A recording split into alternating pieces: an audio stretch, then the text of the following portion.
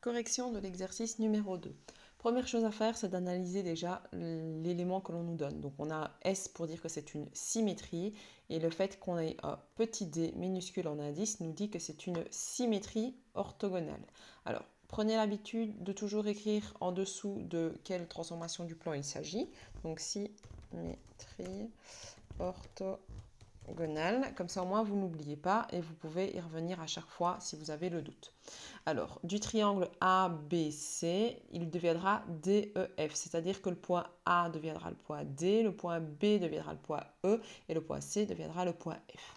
Alors, pour effectuer une symétrie orthogonale, j'ai besoin de l'équerre, de la placer correctement, donc de manière perpendiculaire à mon axe.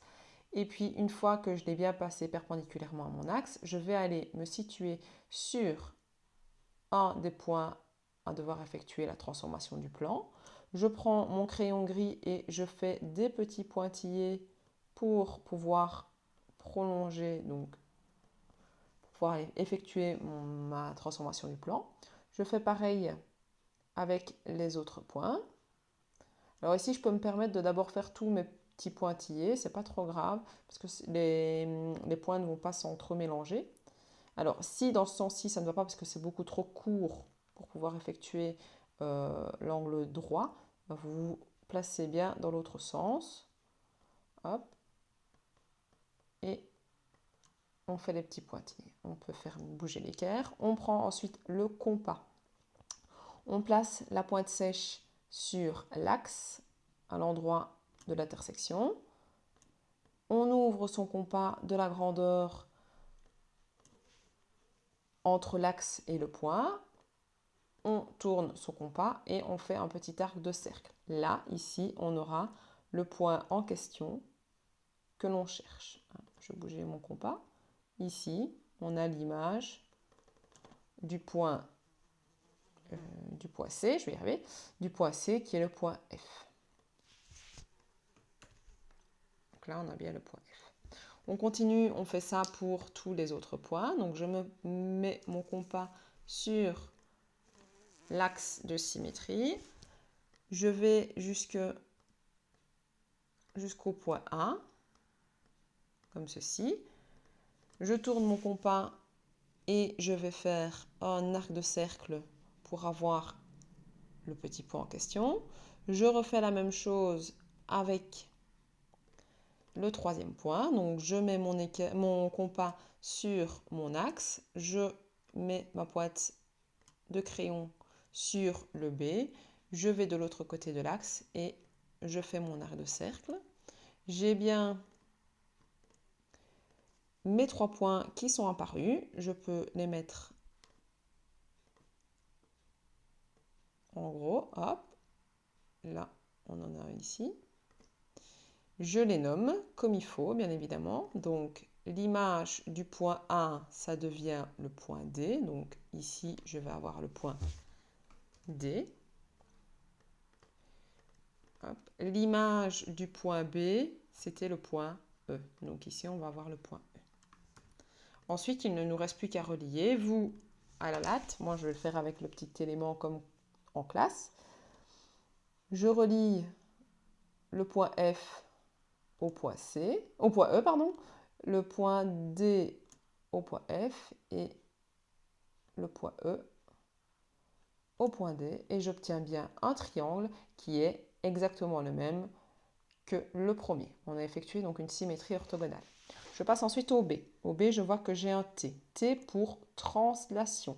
Alors, pour la translation, j'ai besoin d'un vecteur. J'ai besoin donc d'un vecteur. Le vecteur m'est donné, c'est de A vers B. Donc de A vers B, je peux déjà imaginer ma transformation du plan. Elle va monter un petit peu en ambier. Du parallélogramme ACDE, ça deviendra PJHY. Donc, pour pouvoir faire ça, première chose, on va faire la fameuse technique avec l'ascenseur. Je prends mon équerre, je la place exactement sur mon vecteur, donc qu'elle le touche exactement. Vous, avec votre deuxième équerre, vous allez la placer, ou votre deuxième latte, peu importe, vous allez la placer ici sur le côté qui longe bien la première. Moi, vous savez, avec le programme, je peux bouger comme je veux, je resterai parallèlement, mais vous devez bien longer la deuxième équerre. Moi, je vais la supprimer parce que je n'en ai pas besoin, mais vous, gardez-la bien. Une fois que je fais mes parallèles, je vais aller placer donc sur chacun de mes points, hop, comme ceci.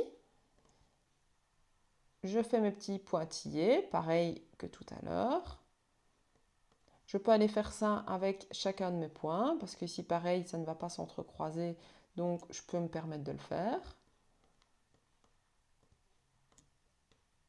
Là, et je fais pareil pour le point E.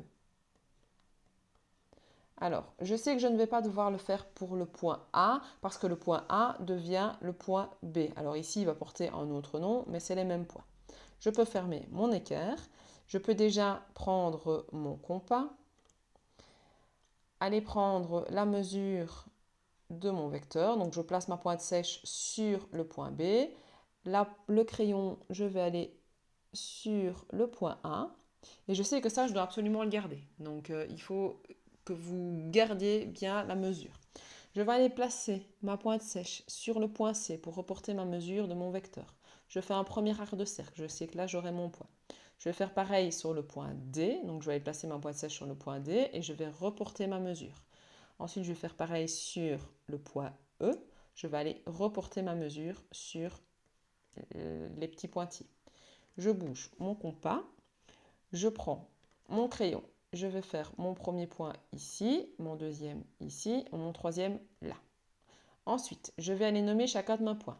Alors, l'image du point C qui est là, l'image du point C, ça devient le deuxième, donc ça devient J. Je le mets là. L'image du point D, ça devient H. Donc ici, on a H. Et l'image du point E devient Y. Et alors, l'image du point A, il ne faut pas l'oublier de le faire, mais bien mettre que c'est égal à ici P. Comme ça, vous savez, vous avez chacun de vos points. Une fois que vous avez fait ça, il n'y a plus qu'à relier donc chacun des points. Donc vous à la latte, bien évidemment. Moi, avec l'outil, c'est facile. Donc je relie chacun de mes points ensemble. Hop. Voilà.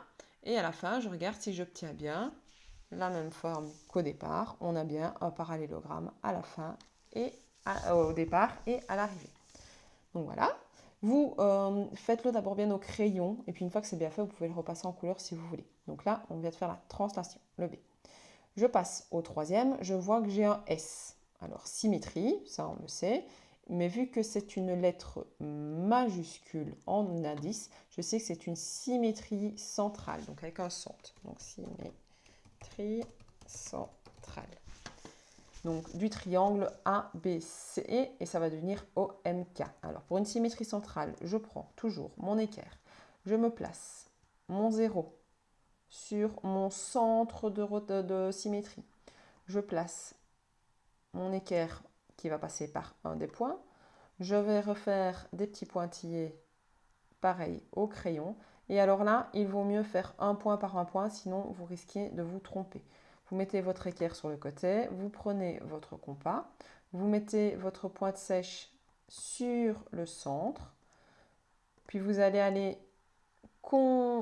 mettre votre crayon sur le point C pour reporter la mesure de OC de l'autre côté des petits pointillés, donc de l'autre côté du centre. Et vous pouvez faire votre arc de cercle. Là, vous savez que vous obtenez un premier point. Donc, je place mon point exactement et je peux directement le nommer. Comme ça, je n'oublie pas. C devient K. Alors, on continue. On prend un deuxième point. On prend l'équerre. On va se placer sur le point, le centre O. On fait passer l'équerre par un autre point. On refait des petits pointillés. Sans faire bouger l'équerre, ce serait mieux. Voilà.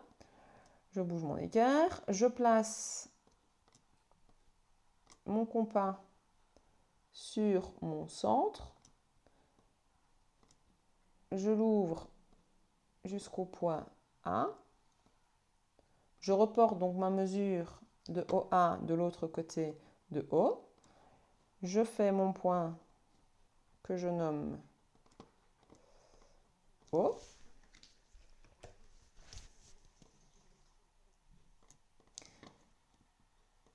Je refais pareil, donc je place mon point ici, mon équerre sur le centre haut. Je place l'équerre passant par B. Je refais mes petits pointillés. Assez loin parce que j'envisage déjà l'image là où elle va arriver. Je place mon crayon sur mon centre. Je fais tourner mon équerre, mon centre, pardon. C'est mieux de mettre la pointe sèche. Hop, la pointe sèche sur le centre. Le crayon sur le point B. Je réfléchis. Je fais mon arc de cercle. Je bouge mon compas. Et je vais faire à l'intersection le point que je vais nommer K.